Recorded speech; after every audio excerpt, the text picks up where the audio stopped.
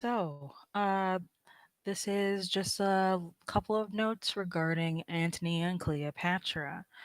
So, as you probably know now, this is a play that is focused on like a tragic love affair between a Roman general, Mark Antony, and the Egyptian queen, Cleopatra. It is probably first written in 1606 and 1607, or and performed in 1607 probably. So the play it takes place over about 10 years of the historical conflict between these two Mediterranean powers in the first century.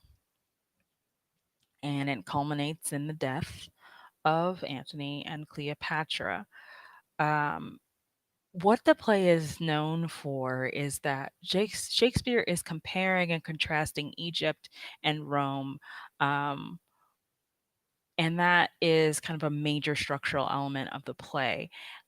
It is very hard to stage this play because we have to go between so many different places. I mean, we're going to Egypt, back to Rome, back to Egypt. And so there's a lot of set pieces that need to come with that in order to make that kind of clear that these are very different places, very different types of people.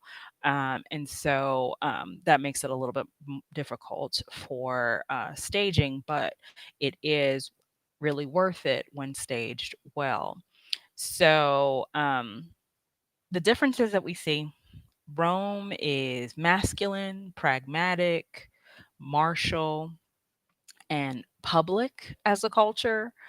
And it is eager to fulfill military conquests. Um, in Egypt, it's more like feminine, domestic, indulgent, individualistic, and pleasure seeking. So we have those two cultures clashing in this play.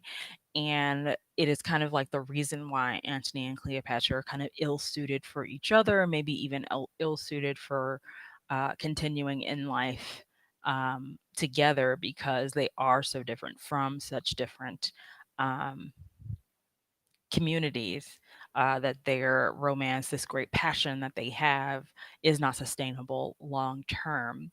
Um, so feminist scholars definitely look at this as an important feminine text, or feminist text, because there is this leader. She is a woman, and she is kind of trying to negotiate and navigate uh, these really important masculine figures from history.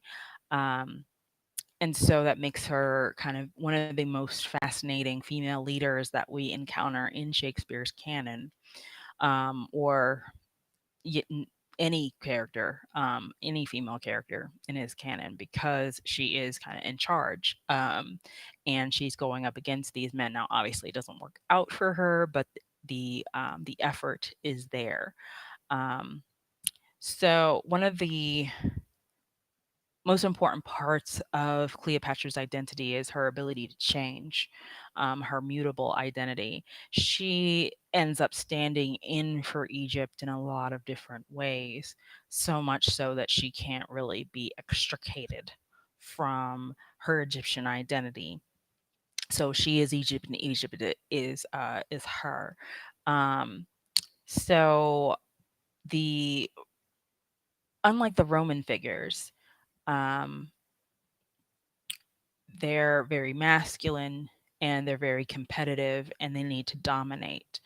But Cleopatra is more like an all-inclusive potential. She represents an all-inclusive potential, that you see that the way that she runs her court looks very different to the way that Antony is when he's in Rome, and the way that Caesar deals with things. It's quite different. The Egyptian court embraces both the feminine and the masculine, where the Roman government really privileges men, and women are really to the side, as you see based on Antony's marriage and all those kinds of things. So she could be the tragic hero, and because we're always looking for the tragic hero in a Shakespeare tragedy, because usually wraps around one person who has a fatal flaw, and that flaw ultimately brings that person down, and it's usually a man. But in this case, it is there are two, and she is a tragic hero because. She is neither masculine nor feminine. She changes so much um, throughout, trying to just please whoever so that she can keep Egypt like out of Roman control. But mostly, the thing that she's most known for is just being theatrical. So rather than fulfilling either purpose, some critics suggest that her shifting identity is really, really centered on that stage performance and um, spectacle and, being something to look at. So,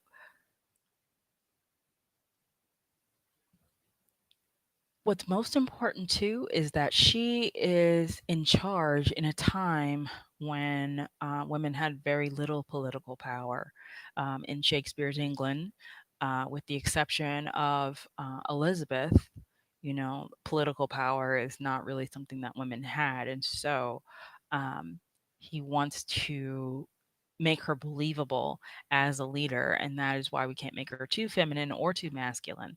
Um, to kind of walk that line. So she ends up kind of inverting roles with Antony in some ways, where he ends up acting more feminine in the relationship, and she ends up being more masculine. Um, and because she doesn't fit in to anywhere in any way, why she ends up dying at the end, because there's really just no place for someone like her, a woman with that kind of power, a woman who isn't willing to take a back seat as those things. Um, and so those are just a couple of things to note about Antony and Cleopatra. Let me know if you have questions. All right, I will talk to you soon.